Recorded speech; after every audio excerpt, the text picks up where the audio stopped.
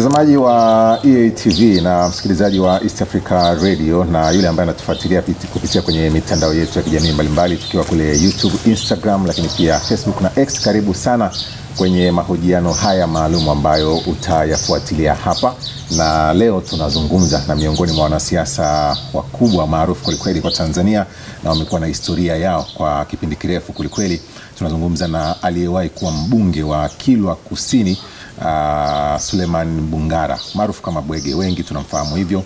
Amehudumu bungeni, ameonekana katika maeneo mbalimbali kwenye vyama mbalimbali vya siasa vya upinzani akifanya siasa zake, na tumetamani kuweza kufahamu kipindi kirefu kidogo hajasikika na kuonekana katika majukwaa na maeneo mengine. Tutafahamu pia hali yake, mambo gani yanaendelea na nini ambacho pia anakifikiri kwa sasa katika hali inayoendelea. Kwa tutazungumza naye masuala mengi yanayomhusu yeye, lakini pia yanayohusu siasa za Tanzania, yanayohusu pia nafasi aliyokuwa akihudumu kama mbunge wa Kilwa Kusini kwa miaka ile 15 ambayo alifanya kazi, na maeneo mengine mengi ambapo tutazungumza naye. Mheshimiwa, karibu sana. Asante. Habari ya huku ni Kigamboni? Habari ya huku? Huku bwana salama. Tunaishi vizuri. Hakuna matatizo.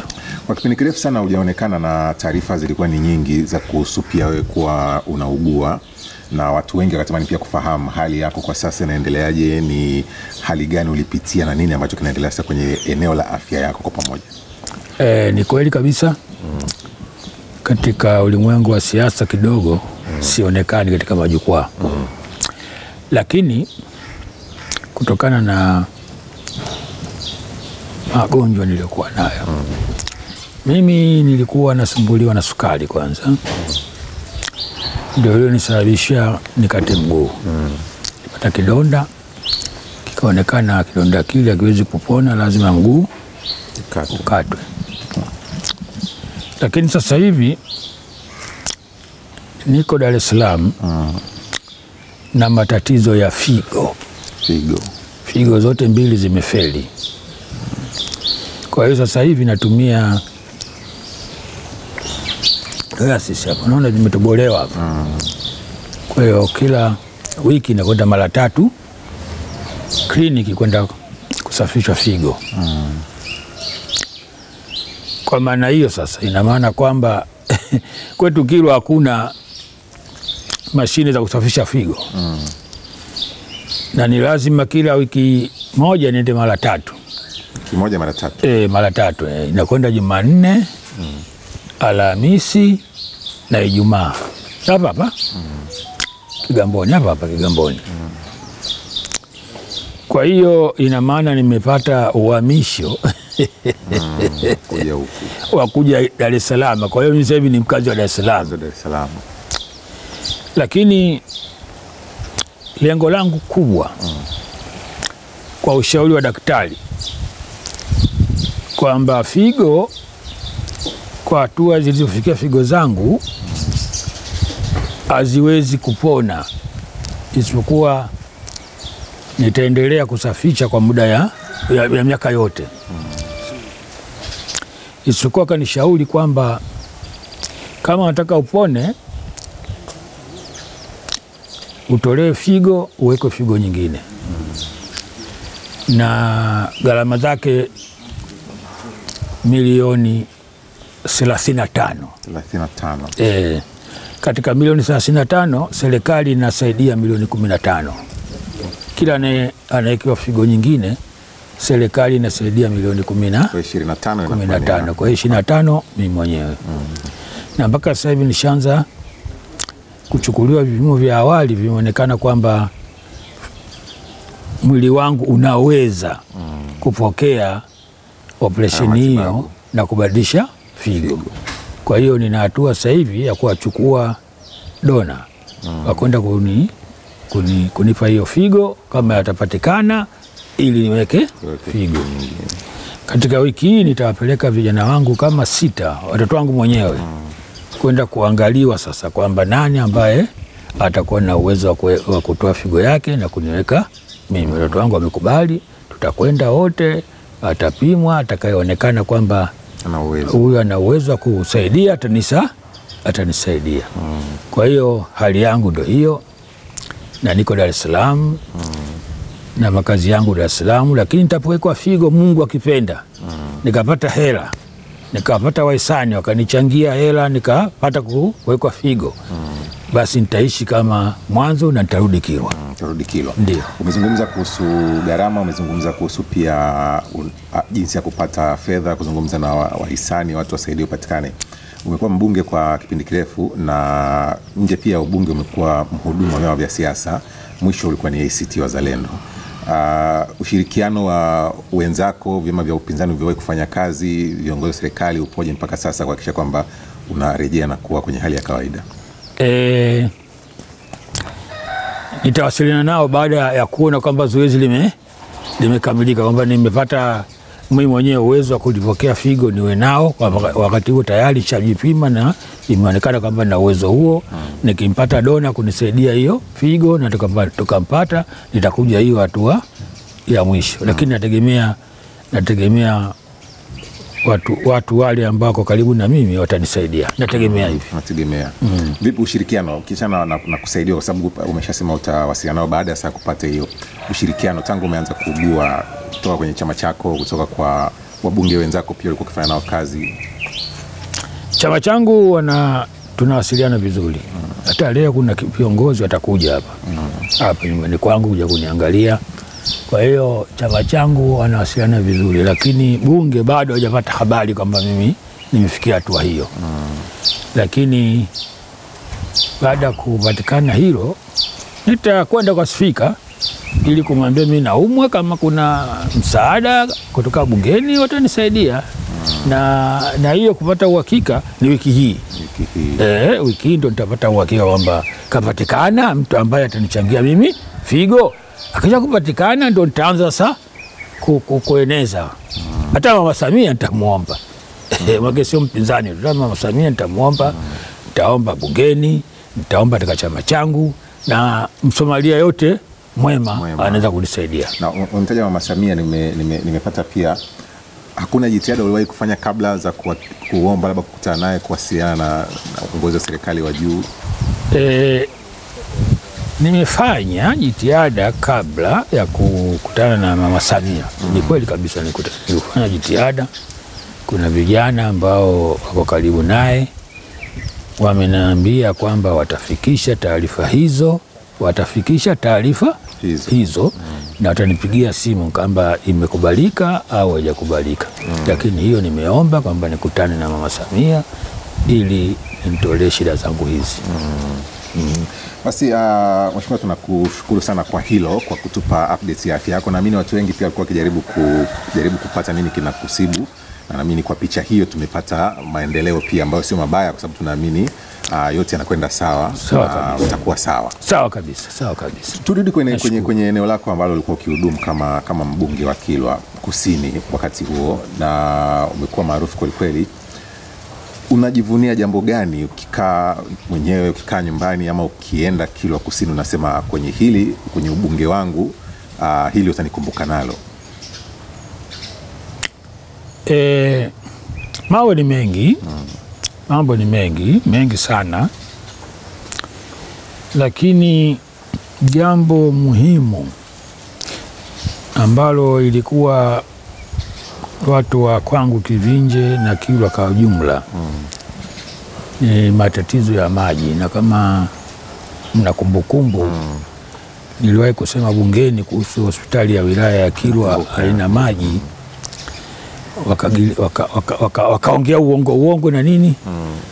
Lakini Mungu si Asumani, nikapambana sana, na namshukuru sana Waziri Mkuu Kassim Majaliwa. Sasa hivi kuna mradi mkubwa sana wa maji ambao mimi ndio nilikuwa chokochoko ya kuuomba. Mradi mkubwa sana ambao unafadhiliwa na India. Mradi huo ukiisha, ndio jambo ambalo naona kwamba litakuwa na kumbukumbu kubwa sana wilaya ya Kilwa kuhusu ubunge wangu. Likiisha na ikitokea kama vile ambavyo umepangwa, hilo nitashukuru sana kwa sababu hospitali ya wilaya haina maji ya kutosha, na wakazi wa Kilwa Kivinje na Kilwa Masoko si chini ya wakazi milioni 20 hawana maji ya kutosha. Kwa hiyo nikipata mradi huo, lakini ushaanza sasa hivi nasikia una asilimia kama 80 na utakwisha pengine mwaka huu. Hilo jambo la kwanza. Jambo la pili, nimepanda mbegu. Watu wa Kilwa wengi sasa hivi wanazijua haki zao, wanazijua haki zao. Hilo ndio jambo kubwa sana, kwa sababu Watanzania wengi hawajui haki zao, na wakizijua haki zao, baada ya kuzidai wanaomba. Na haki haiombwi, haki na inadaiwa. Kwa hiyo watu wa Kilwa nimepanda mbegu ambayo ya kujua haki zao, na wamefikia hatua ya kudai haki zao, sio kuomba haki zao. Kwa hiyo nashukuru, na hilo ndio jambo kubwa sana. Sisi tumetaka uhuru katika nchi hii, tuwe na vitu na tuwe na uhuru, tuwe na haki, tuwe na demokrasia ya kweli. Tukipata uhuru, tukipata haki, tukipata demokrasia ya kweli, nchi itaendelea. Nchi itaendelea. Bila hivyo hakuna maendeleo. Hakuna maendeleo. Kwa hiyo nimeshukuru kwamba watu wangu wanaelewa haki zao. Haki zao. Ndio. Unajivunia kuwapa watu uwezo wa ujasiri. Ile staili yako ya kuwasilisha baadhi ya mambo bungeni hata nje ya bunge, watu wengi walikuwa kitamani kufahamu ni aina yako ya kawaida ya mazungumzo ama ni staili ambayo uliamua hii niitumie ili kuwafikishia ujumbe, kwa sababu miongoni mwa wabunge ambao wana clip nyingi sana mitandaoni ambazo zinamuonyesha akisisitiza baadhi ya mambo, yale mambo yanaanza upya, anafanya nini. Ilikuwa ni staili ambayo uliamua kwamba ngoja nikae hivi ili nieleweke, ama ni maisha yako ya kawaida?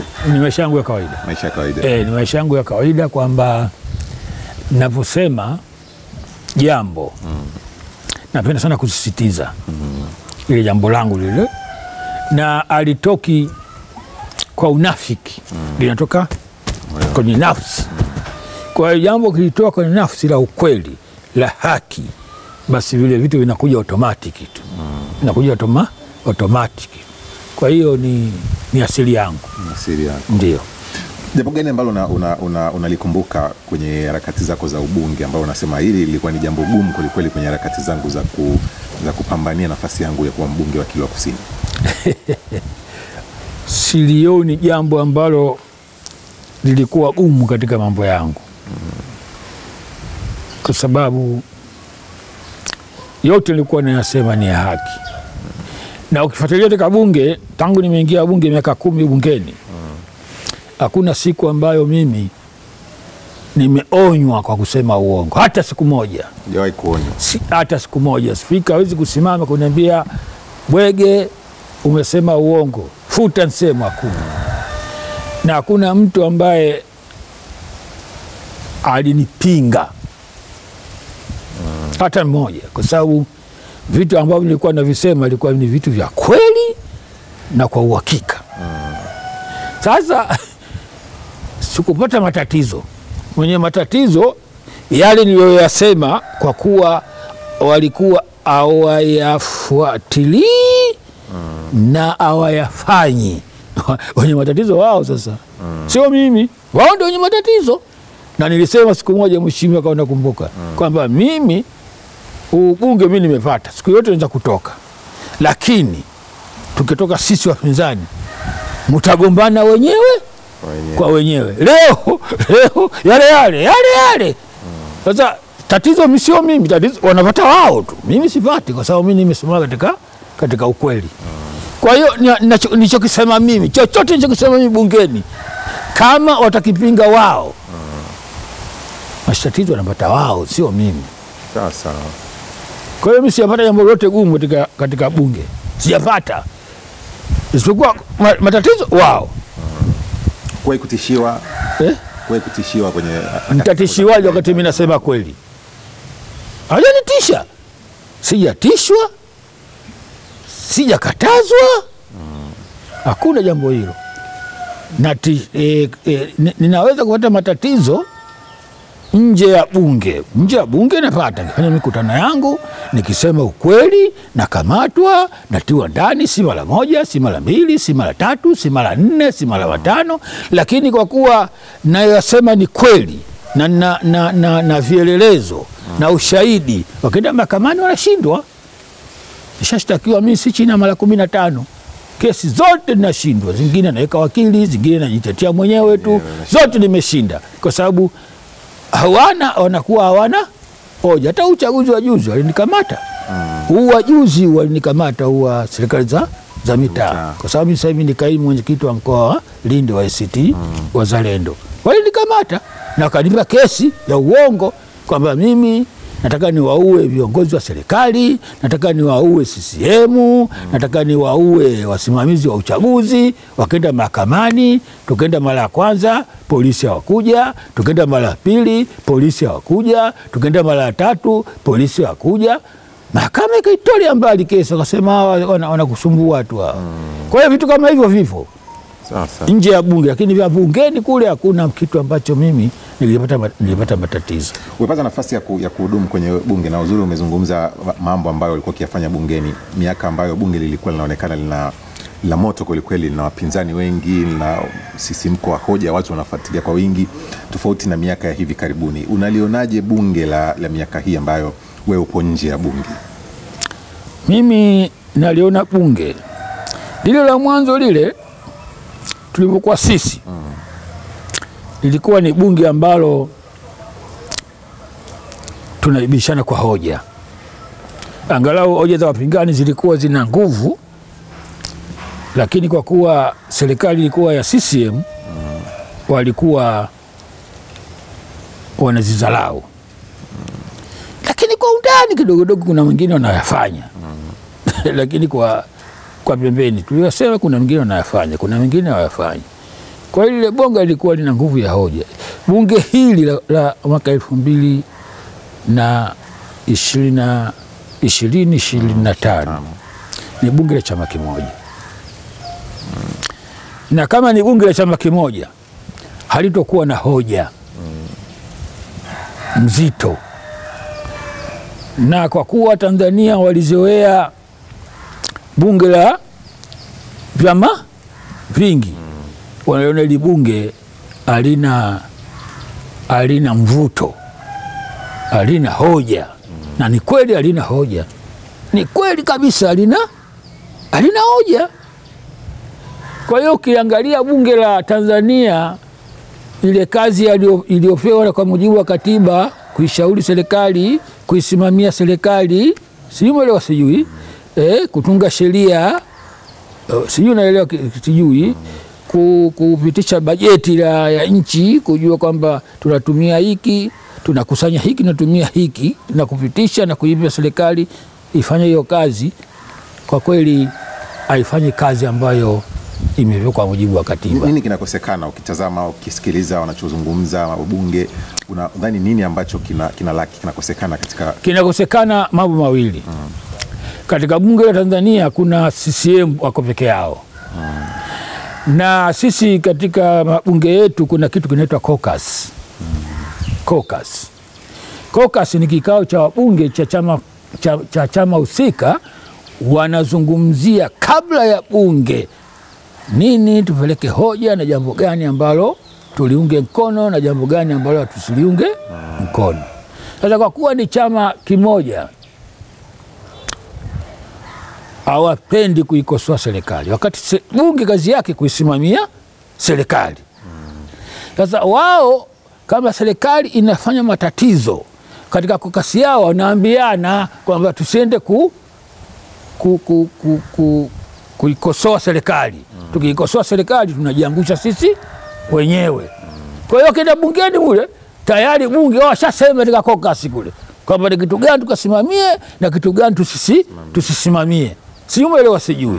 Kwa hiyo jambo lolote ambalo wataona kwamba jambo hili tukilisimamia, hata kama serikali limefanya kweli, alikutenda haki, linadhulumu watu, linawaua watu, linawateka watu, tukenda kusema tunaiangamiza serikali yetu. Kwa hiyo wanaambizana ili tusende kusema hili. Sasa walikuwa wapinzani, hapana, wangalikuwa wanasema yale yote ambayo wao wataka kuyaficha, wao wangaliyasema. Hata kama watekeleza wengine wangaliyasema. Kama wangaliyasema, wananchi wenyewe wangalikuwa wanapima sasa nani wa kweli na nani si waongo. Kitendo cha kupima CCM hawataki watu wapime. Wakipima kwamba ukweli nani uongo nani, wakiona ukweli wa upinzani, watu wataviunga mkono vyama vya upinzani. Wakiunga vyama vya upinzani, upinzani unafanyaje? Unakuwa. Sijui umenielewa? Sijui umenielewa? Umeelewa vizuri? Kwa hiyo bunge hili haliwezi kuwa bunge la wananchi kwa sababu ni la chama kimoja. Chama hiko ndo chama tawala, chama hiko ndo chama cha siasa. Wabunge wanachomoza ndani ya Chama cha Mapinduzi wanaonekana. Kuna mchezo unaitwa ulaghai. Wanaambiana katika kikao cha caucus, wewe iseme serikali, lakini mwisho wake uunge mkono. Na wanasema vile kuisema serikali kwa maana jimboni kwao waonekane wa maana wachaguliwe, lakini sio kwa nia nzuri. Sijui unanielewa? Kwa hiyo wanacheza mchezo wa kuigiza. Hawatoi yale maneno wanayosema yanayolaumu yale ndani ya moyo wao. Wako chache tu kama Mpina. Yule anasema kwa moyo kabisa, ndani anasema kwa moyo kabisa. Na sababu yake unajua, yule alikuwa waziri kaachwa, ana ugomvi na serikali. Kwa hiyo yeye na Mpina na serikali hawaelewani kwa sababu ya kuachwa tu unajua waziri. Kwa hiyo yule anatoka ya moyoni kabisa kwa sababu ya chuki yake, lakini ni kweli anayoyasema. Sijui unaelewa? Sijui unaelewa vizuri sana. Kwa hiyo ndo sababu. Hata kimwona mbunge wa CCM wanasema vipi, lakini siku kupiga kura atasema ndio ipite. Sasa wewe umelaumu serikali kwamba inafanya kaza. Sio sawa sawa. Tumeshakuelewa. Haya. Piga kura. Ipite. Umekataa? Kokasi wamejadili. Yes. Mwaka 2021 na 21 wakati Mheshimiwa Rais anahitimisha siku 100 za tangu aanze kazi, ulienda bungeni. Kuna kikao cha bunge ulihudhuria kama mgeni. Pale nje tukakuuliza tathmini yako. Ukasema walau sasa hivi kidogo demokrasia inaonekana mambo yanaanza kuwa mazuri. Ukasema lakini kidogo kuna mambo ambayo yanatakiwa kurekebishwa. Sasa hivi ukitazama uhuru, demokrasia, mikutano ya hadhara, vyama vya upinzani vinafanya, tathmini yako ni ipi kwa miaka hii ya hivi karibuni? Mheshimiwa mwandishi, kwa wakati ule nilisema ni kweli kulikuwa kuna dalili njema ya kwamba tunakoelekea kama haya yanayosemwa na serikali na vyama vya siasa mwelekeo mzuri, lakini nikakwambia hilo kama nilivyosema kwamba kuna kidosari kivo. Lakini kwa sasa kile kidosari kidogo kile ambacho niliwaambia kwamba kifo sasa hivi kimekuwa kikubwa sana. Wenyewe wanasema, wazee wa zamani walikuwa wanasema mzala umwiba mguu wota tende. Usipo ujenga ufa utajenga ukuta. Sasa hivi siasa ishaharibika kabisa. Nchi imevimba, na kama watawala wakazidi kutowasikia wananchi, kutothamini michango ya wananchi, nchi kuna siku itapasuka. Kama serikali haikusikia matakwa ya wananchi, kama serikali haitasimamia haki, nchi itapasuka siku yoyote. Siku yoyote ile. Kwa sababu kuna ukandamizaji mkubwa kwa wananchi, kwa vyama vya siasa, mpaka dini sasa hivi imeshaingia, mpaka makanisa sasa hivi ishaingia katika mgogoro huo, kwa sababu wamezalau. Kwa hiyo tatizo lishaanza kubwa sana.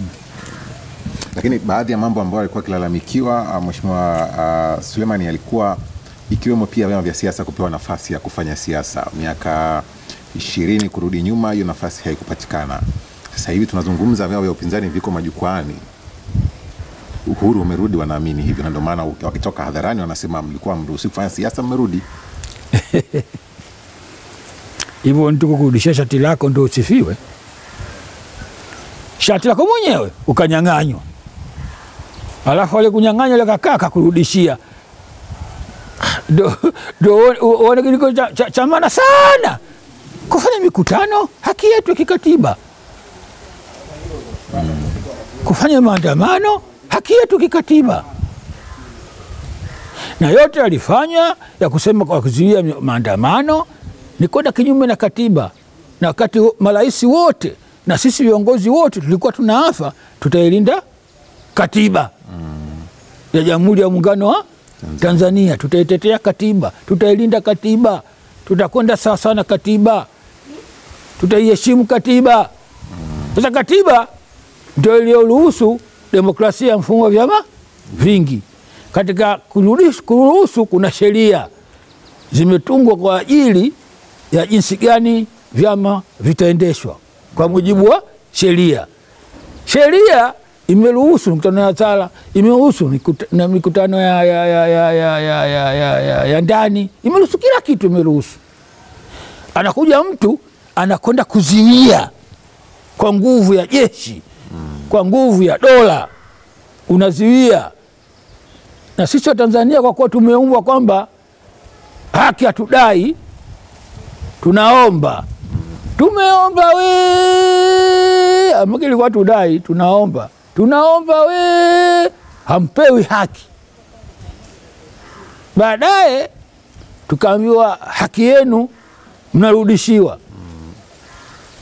Sasa mheshimiwa mwandishi ndio unasemaje hapo kwamba hii kurudishiwa mikutano tumependelewa au haki yetu?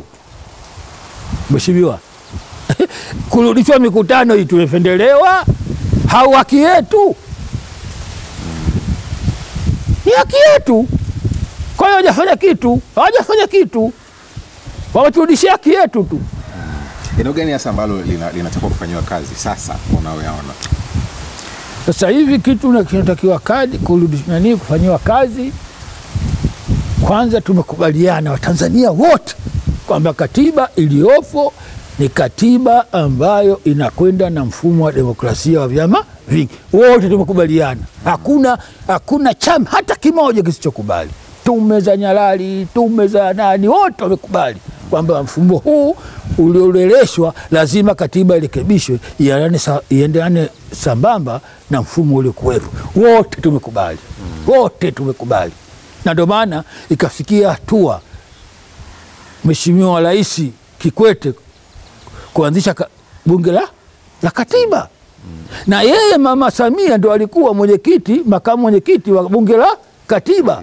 Kwa maana gani? Watanzania wote tumekubali kwamba kama katiba mpya ni haki na ni sahihi, iendane na mfumo ulio kuwepo. Sasa kama tumekubaliana wote, nani sasa ambaye hataki mfumo wa vyama vingi katiba mpya kuwepo? Nani? Na kwa nini?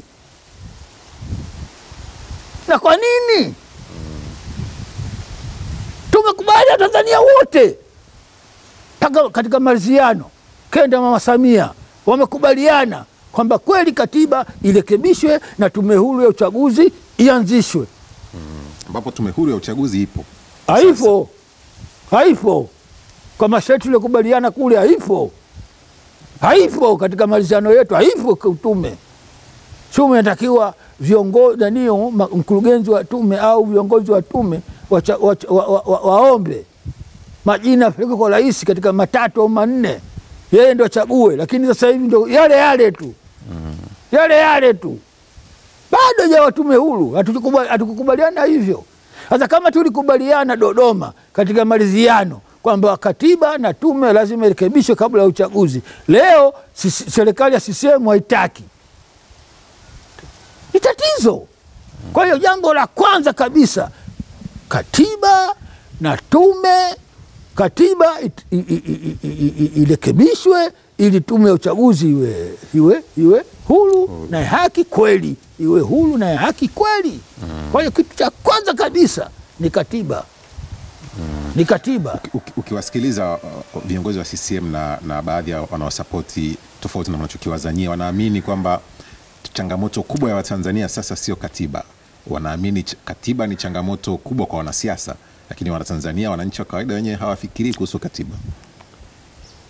Kwani wanasiasa ndio nani? Vyama vya siasa. Kama si ndio yeye Samia ndio tatizo. Kwa sababu Chama cha Mapinduzi ni chama cha siasa. Unaposema kwamba tatizo ni wanasiasa, Chama cha Mapinduzi ndio chama cha siasa. Ndio maana nimekwambia vyama vyote tumekubaliana kwamba katiba ni muhimu. Tutengeze katiba. Tutengeze katiba. Tutengeze katiba. Ni pamoja na CCM.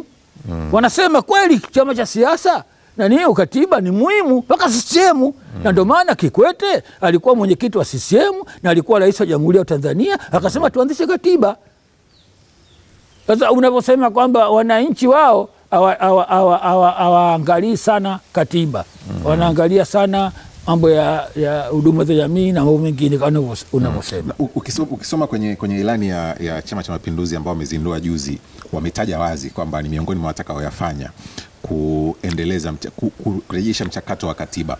Unashauri uanzie wapi? Upo ubishani kwamba uanzie kwenye yale maoni ya Warioba, uanze upya, au wewe unashauri mchakato uanzie wapi kupata katiba mpya? Mimi napenda sana nchi iendeshwe kwa vikao. Waende wakakae vyama vyote na wadau wengine, uangalie, waongee, wakubaliane kwamba tunaanza wapi. Mimi siwezi kutoa wazo langu. Sielewa sijui. Wakubaliane tuanze wapi, na wakikubaliana tuanze wapi waanze. Lakini hiyo ya kusema kwamba CCM katiba, sisi tumeingia katika vyama vya tumeanzisha vyama vya upinzani ni miaka 33. 33. Na tume ya Warioba watume ya Kisanga ilisema kwamba kuingia katika upinzani, katika kura za maoni, kuingia katika upinzani lazima katiba ianze miaka 33. Kila siku serikali ya CCM inasema tutafanya. Na ndani ya hiyo ilani yao hiyo pamoja wanaandika kuandika kitu kingine na kutekeleza kitu kingine. Ni vitu viwili tofauti. Wanaweza kuandika wasifanye. Na CCM wana kawaida ya kuwadaa watu. Wanawadaa watu. Kila siku utanyonya kama kuku hivi. Utanyonya kesho. Waongo hatari CCM. Wakikwambia ningoje Mwanza wewe kakae Mtwara. Waongo. Umezungumza kuhusu katiba, umetaja pia eneo la uchaguzi. Tunaelekea kwenye uchaguzi mkuu mwaka huu 2025 mwishoni hapa. Upinzani unauona nguvu yake kuelekea uchaguzi huu kwa kutazama majukwaa ya siasa kwa sasa? Kwanza, uchaguzi huu unaokuja kuna makundi mawili katika upinzani. Kuna kundi wanasema washiriki, Chadema, na kuna kundi wanashiriki, ikiwemo chama chako cha ACT Wazalendo. Ndio. Kwa hiyo wapinzani wenyewe tayari shagawanyika. Kuna wengine wanasema wanadai haki, hawatashiriki uchaguzi mpaka haki ipatikane. Kuna wengine wanashiriki, sio wanashindana, wanakwenda kushiriki uchaguzi, wao wanaomba haki. Kwa hiyo kuna makundi mawili, wanaodai haki na kuomba haki. Sisi ACT tunaomba haki. Hamdai haki. Hatudai haki. Chadema wanadai haki. Nani yuko sahihi hapa? Wako sahihi Chadema. Huo ndio kweli. Haki ACT anaomba haki. ACT na vyama vyote vinavyokubali kuingia katika uchaguzi, wao wanaomba haki ambayo wameiomba miaka 33 mpaka leo. Huoni wakiipata? Hawaioni. Ndio inazidi kuwa tatizo. Bora mwanzo kuliko sasa hivi. Wagombea wao wanainguliwa. Wakiwa na sifa wanaingiliwa, wasio na sifa waingiliwa. Ukienda katika uchaguzi, kura za bandia zinaonekana waziwazi. Mtu aliyeshinda atangazwa, atangazwa asioshindwa. Hali ngumu zaidi. Kwamba tunaomba miaka 33, sio kupungua, matatizo yanazidi. Chadema ako sahihi. Chadema ako sahihi. Chadema ako sahihi. Mimi na asasi mmoja tu wa Chadema wataweza kupambana miaka 5 bila kuwa na ruzuku. Wakiweza hivyo tu, Chadema kitakuwa chama kikubwa sana 2030 kuliko vyote hivi. Sisi wanafiki. Sisi wanafiki. Wakiweza tu miaka 5 wakapambana bila kuona mbunge bungeni, bila kushiriki katika uchaguzi kama katiba na niyo tume haitakuwa huru, wakaweza kukubali 2030 chama ambacho kitaungwa mkono na watu wenye akili timamu ni Chadema. Sisi tunashiriki tu uchaguzi. Mpaka sasa hivi tunaweza alatujijui. Yes, CCM watatuonea huruma, watatupa ubunge au awatupi. Mpaka sasa hivi watujijui. ACT inasubiri huruma. Huruma huruma tu.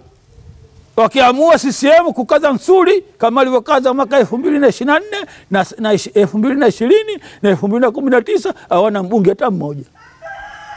Wakilegeza kwa huruma ndio watapata wao. Wabunge wetu sisi tutawapata sio kwa sababu ya ushindi, kwa sababu ya huruma tu wa CCM. Atakayeshinda atatangazwa na kuna wengine watashinda watanyang'anywa.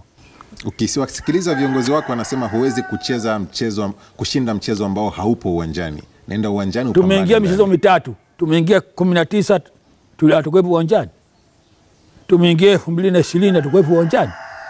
Tumeingia 2024 safari hatukuwepo uwanjani. Hayo maneno tu ya kisiasa ambayo wanaambia watu wasiokuwa na akili. Hatukuingia uwanjani. Anasema muuni achiwi nini? Achiwi nini? Si wenyewe wanasema achiwi shamba. Nguruwe achiwi shamba. Sisi tumeshiriki. Mpaka 2024 tumeshiriki. Shamba tukuachia. Tumevuna. Tumevuna. Hayo ni maneno tu ya kanga hayo. Maneno ya jikoni hayo. Huwezi kwenda kwa barazani kwa wanaume zako kaambia kwamba tunashiriki sisi kwa sababu sio CCM wao. CCM wanaweza kusema safari hawa tuwape 20. Watakupeni 20. Na wakasema sasa safari hawa tusiwapata kimoja. Hata kama wakishinda. Kwenye vikao vyenu vya ACT manake mnajadili pia kusubiri huruma ya Chama cha Mapinduzi. Mnaisubiri hiyo huruma. Unajua katika dunia hii kuna vitu viwili. Kuna sheria na hekima. Sheria na hekima. Sasa sisi ACT tunakwenda sana katika hekima, sio sheria. Hekima. Huyu ni kinyenga, huyu anaweza kukubali huyu. Lakini unanyenga. Na kukubali anako yeye. Lakini watu wa sheria wananyoka tu. Kwamba hili hatulitaki kwa sababu sio haki, si hatulitaki. Kwa hiyo basi, kwa hivi tunavyokwenda kwa miaka 33 ya serikali ya CCM, tumewanyenga sana, tumetumia hekima sana. Chadema wenzetu wamebadilisha pepo. Sasa hivi Chadema wamefikia hatua ya kwamba hawataki hawataki kuomba haki, wanadai haki. Na kwa kuwa wamebadilisha upepo, lazima Watanzania wengi watakuwa hawaelewi Chadema leo, lakini wataelewa baadaye. Upepo umebadilika. Chadema meghairi kupambana na dhuluma kwa kutumia kuomba. Wanataka kutumia haki, wanataka kutumia kudai haki yao. Hali imebadilika. Ikibadilika hali, ina maana sasa Watanzania wengi ambao wamezoea kuomba haki zao, wanaona Chadema sasa wanakwenda kinyume na utaratibu. Hapana, tangu dunia kuanza, tangu Yesu, tangu Ibrahimu, tangu Adamu mpaka Muhammad, mitume yote ilikuwa inadai haki. Na ikidai haki, ilikuwa kuna watu wanapinga, wale wakandamizaji. Mtu mwenye kudai haki lazima, katika dunia kama sasa hivi iliyokuwa imezoea kuomba haki, utaona hawa wanatuletea jambo jipya. Hili sio jambo jipya, tangu karne zimeanza huko kwamba haki inadaiwa. Kwa hiyo upepo umebadilika. Upepo kibadilika, si Chadema wamebadilisha upepo, kwanza ndani ya chama chao wamebadilisha upepo. Umeelewa vizuri eh? Sasa wanajitahidi kubadilisha upepo nje ya chama chao. Upepo kibadilika, umekuja kusi sasa. Ikija kusi, sisi watu wa kawaida tunaona hawa Chadema tuletea fujo. Sio fujo, sio fujo. Ndivyo wanavyotakiwa, sio fujo. Sasa kwa kuwa kuna mabadiliko makubwa kama hayo ambayo yanaongozwa na Chadema, na sasa hivi naona hata kanisa nalo na msikiti linamuunga mkono Chadema sasa hivi kudai haki. Sasa hizi nguvu zinazopatikana sasa hivi za kudai haki, na duniani, kaka nikwambie, duniani haki haishindwi. Haki na ukweli duniani haushindwi, isipokuwa wapatikane wapambanaji. Mungu ataleta rehema katika haki na ukweli. Haishindwi. Mtachelewesha tu haki na ukweli, lakini kushindwa haifanyaje? Haishindwi. Na ukiziwia haki, ukiziwia ukweli, ukiziwia mabadiliko, lazima fujo itapatikana. Lazima. Umezungumza kuhusu Chadema na umesema wamebadilisha upepo pia ndani. Wamegawanyika. Wapo baadhi ya wanachama, viongozi waliokuwa wakubwa tu wa chama wameondoka, wameenda kwenye chama kingine na wanaanza siasa. Ndio, hawataki upepo. Nini kinatokea? Nini kimetokea? Ni hivi, katika kila taasisi kuna upinzani ndani. Kifikra, huyu anaona hivi, huyu anaona hivi. Kila chama. Sasa kwa kuwa kuna mabadiliko makubwa ndani ya Chadema, ndio huo unauita upepo huo, lazima kutakuwa na makundi mawili. Kuna watu watasema tuendelee kama tulivyokuwa mwanzo, na kuna watu watasema tusimamie upepo ambao tunao. Kwa hiyo wale wanaona kwamba sasa hii mpya hii tusiingie katika uchaguzi, mimi nikose ubunge na mimi nikaenda kusiwa Kigamboni kule, mimi napata ubunge. Wao wataki nchi, wao wataka ubunge tu na ruzuku. Sasa hawa upande wa pili wanasema hapana, pamoja na ruzuku, pamoja na ubunge, lakini ubunge wetu unakuwa una nguvu. Tunaingia bungeni watu 30 katika bunge. Ukiingia bungeni watu 30 hamna nguvu, kwa sababu hoja zozote mwisho itapigiwa kula, watashinda wale. Kwa hiyo sisi bwana, bora tukose ubunge, bora tukose ruzuku, lakini tupate haki. Si umeelewa? Sasa kitendo kile cha kuona kwamba ndani ya Chadema kuna upepo umebadilika, kuna mabadiliko ambayo yanataka yabadilike. Kuna wengine hawaridhiki na lile, ni haki yao kwenda katika chama vingine. Ni haki yao, sio kosa kuona kwamba hali hii sisi hatuitaki. Ni haki yao, Lakini nani yuko sahihi? Watakuwa sahihi wale waliobaki Chadema, hao ndio wako sahihi hao. Sijui unanielewa ninavyosema, wako sahihi wao, wako sahihi. Lakini katika makundi mawili kuna watu ambao lazima, katika kundi moja kuna watu kama wanakubaliana na wasiokubaliana. Wale wasiokubali uzuri wake wame ili kwamba wasichanganyane huko. Kwa hiyo ni haki yao kwenda, lakini sahihi kundi la Lissu ndio liko sahihi,